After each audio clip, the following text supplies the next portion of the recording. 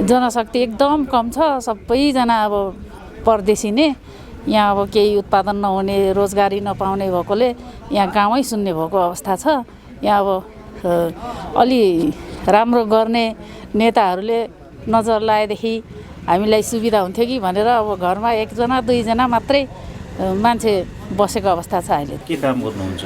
म चाहिँ होमस्टे व्यवसाय गर्छु हाल चाहिँ। ककनी होमस्टे सुनकोशी 9 छ हैन। यो ओखलढुङ्गा जिल्लाको चाहिँ एकदमै चर्चित चम्पादेवी र चर्चित 3 छाके झरनाको बिचमा रहेको छ। यो चाहिँ कतिको छ तपाईँ अब यो व्यवसायमा के कस्तो भइरहेको छ? पृष्ठहरू अब कतिको भित्री राखेको छ?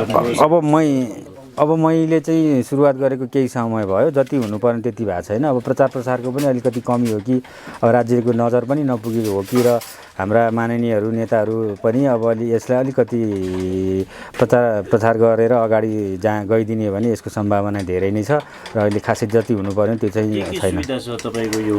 अब यहाँ चाहिँ हामी सबै कुराहरू अर्ग्यानिक कुराहरू दिन्छौँ। अब त्यसपछि हामी हाइजेनिक फुडहरू दिँदैनौँ र यहाँ हामीले चाहिँ अर्डर गरे बापत चाहिँ सबै कुरा हामी अर्ग्यानिक चाहिँ उहाँहरूलाई बनाएर दिने हो। ग्रामीण क्षेत्रमा कृषि पर्यटन तिर अनि धेरै कुराहरू सम्भावना छ। के सम्भावना देख्नुहुन्छ यो ठाउँमा? यो ठाउँमा हामीसँग अथाह रूपमा जडीबुटी छन्। त्यो जडीबुटी हामी प्रशोधन गर्न सकिन्छ।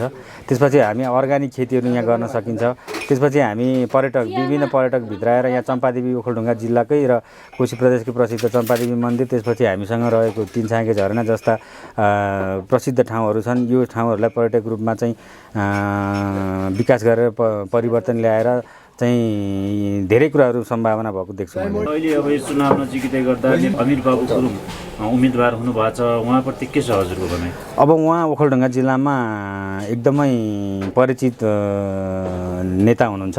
उहाँ जतिको नेता आउँदाखेरि हामीलाई राम्रै लाग्छ र पनि अहिले पार्टी परिवर्तन गरेर उहाँ जानुभएको छ। उहाँहरू जतिको नेता ओखलढुङ्गा जिल्लालाई एकदमै आवश्यक छ। मेरो बाबु गुरुङ दाइले पहिला पनि अब धेरै विकासहरू निर्माणहरू गर्नुभएको, ओखलढुङ्गा जिल्लाको धेरै ठाउँमा गर्नुभएको हो र अब पनि गर्नुहुन्छ। अब हामीलाई चाहिने मान्छे त उहाँ नै हो।